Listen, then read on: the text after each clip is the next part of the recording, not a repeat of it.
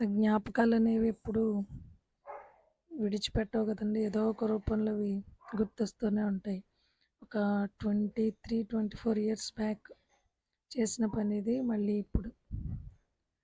ఏంటంటే ఇలా స్వీట్ పొటాటోని మనం ఒక పని చేయని ఒక గాజు బాటిల్‌ని ఇలా పెడితే చక్కగా క్రేపర్ భలే వస్తదండి. రూట్స్ చూడండి.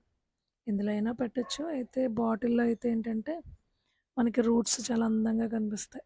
దీన్ని డెకరేటివ్ ప్లాంట్‌లా పెంచడం. మేము ఇంటర్ చదివేటప్పుడు మా బోటనీ సార్ చెప్పేవారు ఇలాంటివన్నీ. క్యారెట్ తర్వాత ఇది స్వీట్ పొటాటో డెకరేటివ్ ప్లాంట్స్‌లా పెట్టొచ్చు ఇంట్లో అన్నట్టు. అప్పట్లో అలానే పెట్టాం. చక్కగా విండో అంతా ఇది ఎక్స్పాండ్ అయిపోయింది అప్పట్లో. అయితే అప్పుడు వైట్ స్వీట్ పొటాటో ఇదేమో రెడ్.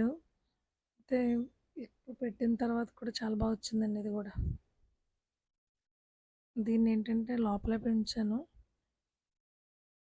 తర్వాత ఇంకొక చిన్న జార్‌లో ఇంకొక పొటాటో పెట్టాను. దీన్నేంటంటే బుషీగా పెంచుదామని. కట్ చేస్తే బుషీగా వస్తది కదా! అలా చేద్దామని.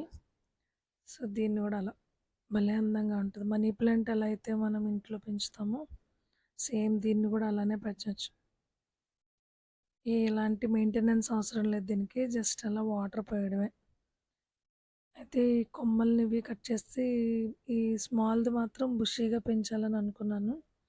సో, దీనికి స్టెమ్స్ కట్ చేసేసాను చూడాలి ఎలా వస్తదని. ఇది ఫస్ట్ టైం ఇలా చేయడం.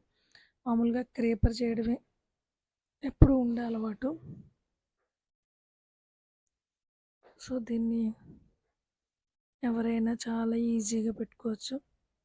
చక్కగా మన టీవీ పక్కనో లేకపోతే విండో దగ్గర పెడితే క్రేపర్ చాలా బాగా ఆహ్, అందంగా అంటే బుషీగా వస్తది. నెక్స్ట్ ఏంటంటే జస్ట్ వాటర్ పోయడమే. మనీ ప్లాంట్‌కి ఎలా అయితే వాటర్ పోస్తామో అలా అంతే. ఇదైతే ఇప్పుడు కొంచెం వరకు పెరిగింది. దాన్ని ఇంకా అలా ఎక్స్‌టెన్షన్ చేయాలని అనుకుంటున్నానన్నమాట. సో, ఈ వీడియోలో ఇంకొకటి చెప్తానండి మీకు. చాలా విచిత్రం అది. అదేంటంటే కింద ఈ ఎలిఫెంట్ లీవ్స్ ఉన్న మనీ ప్లాంట్‌ని పెట్టాను. అదేం చేసిందంటే ఇలా వాల్‌కి అతుక్కొని చాలా అందంగా వచ్చిందండి. భలే బావుందనుకున్నాను. ఎందుకనో జస్ట్ దాన్ని కట్ చేసి బాటిల్‌లో పెడదాం అనుకుని చూస్తే ఆ వాలుని చూడండి అది రూట్స్. ఆ వాలు మొత్తం పట్టేసింది. పెయింట్ అంతా నేను చాలా గట్టిగా లాగితే గాని రాలేదు. నాకు వాయింపయిపోద్ది మళ్ళీ అని. సో, మొత్తం అంతా తీసేసానమాట దాన్ని. ఇది చూసారా? క్రేపర్. ఇదేంటో దీని స్టెమ్స్ ఇష్టం వచ్చినట్టు వచ్చేస్తున్నాయి ఇంకలా. అయితే ఈ రోజ్ వెరైటీ ఏంటంటే ముళ్ళు చాలా ఎక్కువ ఉన్నాయన్నమాట దీనికి.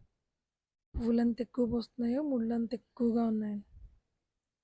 సో, అందుకని కిందున్న వాటన్నింటిని కట్ చేసేసాను. ట్రై చేద్దాం అసలు స్టెమ్స్ ఏమైనా బ్రతుకుతాయేమో అని. వీటన్నింటిని మళ్ళీ కోకో పిట్‌లో పెట్టానని చూడాలి. ఎంతవరకు ఇవి మొలుస్తాయో అంటే బ్రతికి చిగురు ఎంతవరకు వస్తాయో చూడాలి. మ్యాక్సిమం స్టెమ్స్ చాలా వరకు కట్ చేసేసాను దానివి. పువ్వులు ఎంత బాగుంటున్నాయో చిన్న చిన్నగా.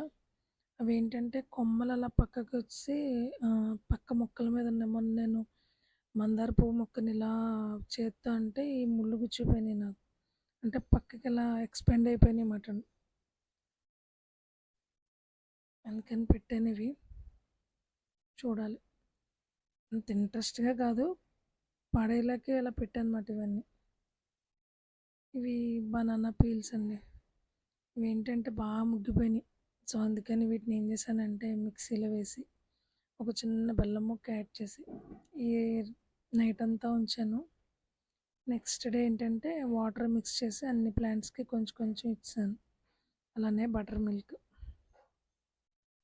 ఇది కొంచెం పుల్లగా అయిన తర్వాత ఇలా మొక్కలకిస్తే మొక్కలైతే మాత్రం చాలా హెల్తీగా ఉంటాయండి. నేను ఫాలో అయ్యేవి ఇవే.